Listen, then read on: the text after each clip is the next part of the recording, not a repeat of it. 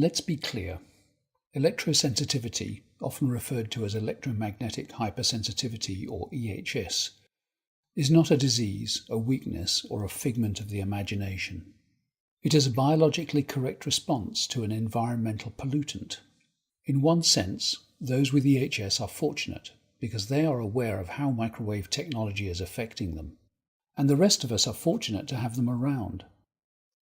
They are the lamplighters, the canaries in the coal mine, who alert us to the dangers and absolute folly of pervasive microwave radiation in our environment. Whether or not you think you are being affected, whether or not you feel the effects, you are being affected. Of course you are.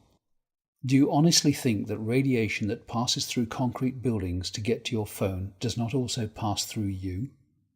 Are you aware that your heart and all your cells run on tiny electrical impulses that can be affected by tiny amounts of man-made electromagnetic radiation? Are you aware that this radiation messes with your blood cells and your all-important blood-brain barrier? Are you aware that it can exacerbate and even initiate all kinds of health issues that you may not have associated with microwave radiation? Those with electrosensitivity can physically feel this radiation, as plainly as you feel the heat from an open fire. They don't need to prove the science, as the perpetrators and promoters of this technology would have them do.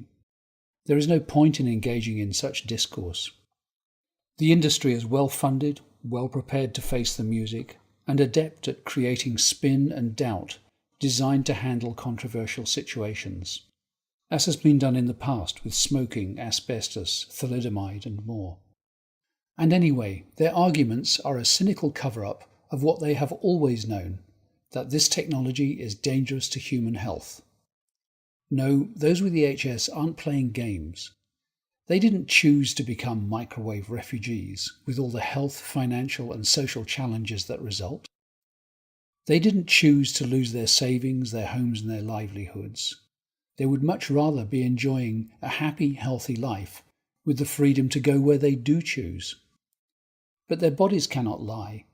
Their bodies will never be convinced by spin, clever arguments, or pressure to fit in and stop making a fuss.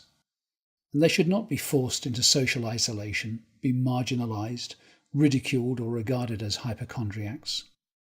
As the numbers of those with EHS grow, and the impact on our nation's health and finances continues to increase, those who feel the radiation should be valued for recognizing and acknowledging the truth.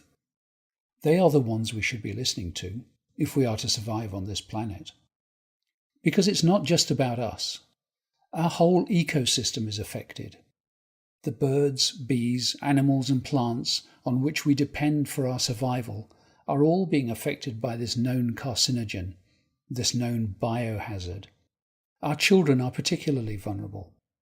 If you use your mobile phone near your children, if you allow your children to use a wireless device, if you expose your children to Wi-Fi at home or at school, they do not have the means or wisdom to object. But when they reach adulthood and are unable to conceive, they might have something to say about it. They will hold you responsible for knowingly exposing them to harm. It's time to wake up to what's going on, to face our denial and take responsibility for our choices. It's time to EMF off.